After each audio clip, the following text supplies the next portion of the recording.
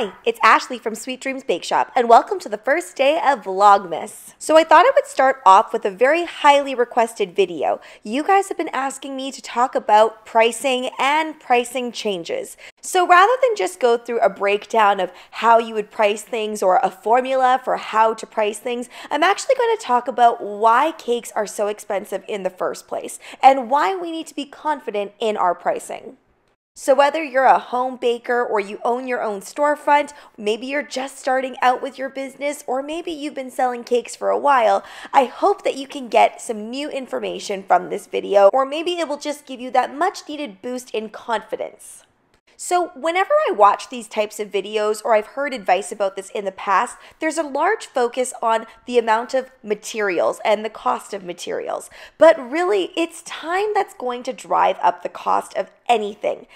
Working with edible mediums makes this a really interesting part of the art industry. Because it's something that goes bad and you can't really keep it forever, it can sometimes feel like the amount of work that we put in is a bit diminished, since in the end, it really is supposed to be eaten.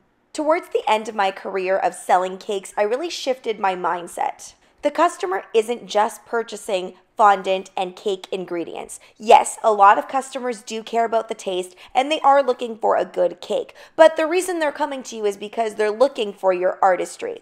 And again, I feel like it's this notion of we need to look at how much time was spent and then calculate that out. But really, it's not about that, because you have to think about the fact that we've put in several hours, some of us maybe even years or decades, into creating our art and our craft. And honestly, this type of thing seems a little bit immeasurable. And really, it is about supply and demand. Do people want your particular artwork? If so, then you're going to be able to have a higher price point. Oftentimes I hear the accusations, even from fellow bakers, where people think that this might be gouging your customers to raise the price. But here's the thing, if your prices are too high and people don't find value in it, then they're not going to pay it. And if they do find value in it and they find that they can't actually find anyone that does it exactly like you, and your price point is a bit higher, well then that to me sounds like you've done something that is successful. Now, I could spend hours and hours talking about artistry and how really you can't define that in numbers alone. But let's talk about something a little bit more concrete. Part of being a cake decorator means that you're going to have a lot of tools, and it is a large investment. This also needs to be calculated into your cost for the cake.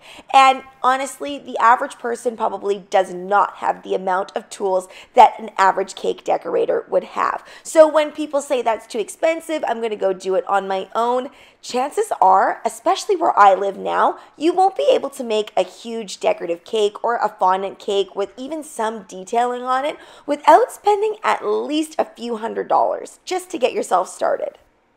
Now, some of these things that I just talked about, I've talked about in previous videos, maybe not in so many words, but I've definitely shared those thoughts with you before. But one thing that has changed since I've made any pricing videos is the fact that in Vancouver, at least, grocery prices have gone up 10% over the past year. That's incredibly high, and if we were just playing a numbers game alone, this translates into your cakes being 10% more expensive because things like flour, butter, sugar have gone up astronomically. This is super evident, especially when I go grocery shopping, and I do my online grocery shopping, so I can really see the numbers super clearly. But this is also evident when you're doing bulk orders as well. If you run your own storefront, then you've probably seen that even on the supplier end, everything has gone up. There's not one thing that I purchase regularly that has stayed at the same price point. Now, I know that my natural inclination, especially when I was first starting out in my cake business, would have been to just keep my prices the same, because I would have felt like everybody's going through a really hard time, and if I can just give them this little bit of a discount, a little bit of a break, then that will be something nice to do for the community. But we're running a business here, so it really is important that if this isn't just a side hustle, if you're trying to make something out of this, it's okay to raise your prices. I've said this before and I will say it again. We have to remember that cake is a luxury. Nobody needs cake. So if somebody is able to purchase something from you, that means that they are looking to spend that little extra bit of money. It's not like we need cake to survive.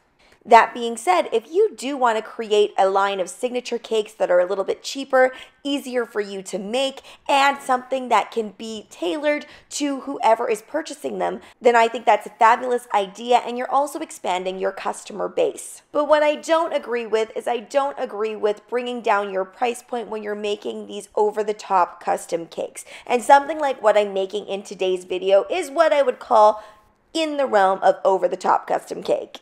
So you might be thinking, okay, we've heard all of the parameters of why we should charge more for our cakes, but what are those actual hard numbers? Well, here's the thing, and I've said this time and time again as well, but I'm going to say it again. Because we all live in different areas, even from city to city, things can vary a little bit. So for me, I will show you what I would price this at the very end, but I want to talk a little bit more about doing your research about where to kind of put that price point. Now, when it comes to custom cakes, I really do feel like there is a range. There is a lower range and a higher range and a mid range. Now, I'm not saying that you should be calling up every bakery around you and getting quotes on fake cakes because we all know that would be incredibly annoying. But I think it's totally useful to reach out to fellow baker friends in your area and ask how much they're charging for things. Or you can also see where their base price starts for things and work your way up from there. You'll quickly realize though if you're pricing too high or too low. But here's the tricky part. Just because something comes together easily for you doesn't necessarily mean that you charged too much. Sometimes that happens because you've worked on your craft for so long that you're now able to be at a point where something that maybe is a little bit more expensive isn't necessarily something that is very, very difficult for you. Remember though, it may have taken years to get to that point, years of practice that you were never actually paid for. So let's get into the real breakdown of how I price this cake out. So for this cake, I would charge $500 Canadian. I base this pricing on the fact that ingredients are much more expensive, and I used a lot of butter in this cake. Butter is going to drive up the cost of your cakes. I also would implement a minimum for any 3-tiered cakes. So anytime I have to stack anything, that's going to up the level of difficulty. So the base price for a fondant tiered cake would be $350. Now ordinarily this would probably include some ribbon around the bottom or small little details that are very quick. But really it's a base cake.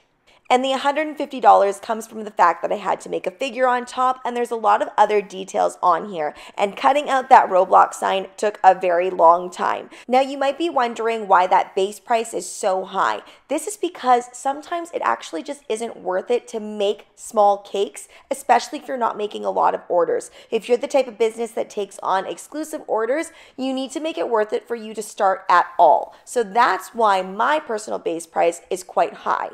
That being said, I did gift this entire cake. So I know that I didn't give you any equations that you could just pop in your numbers and voila, you've got your perfect cake pricing point. However, I will let you in on a little secret. It's not as if when we price cakes, it's perfect every single time. Sometimes we get it right and then people order the same thing over and over again, which makes it easier to be a little bit more accurate with it. So don't worry if you make a mistake here and there, it's going to happen. Thanks so much for watching, guys. Don't forget to like, share, and subscribe so you can be part of the Sweetie fam. Right now it's Vlogmas, so I'm uploading every day until December 25th.